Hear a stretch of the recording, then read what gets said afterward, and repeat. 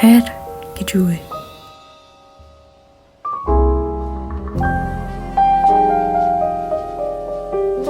Намайг анууш мэддэг.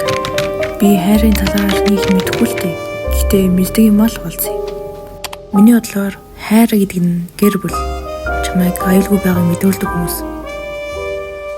Магадгүй найзууд, гонигтай байх үед инээлгэж чаддаг хүмүүс.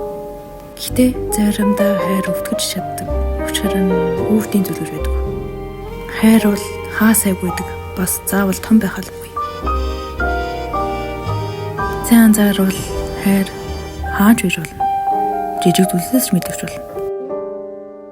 Бас дурсамж болгон хайраар дүүрэн байдаг.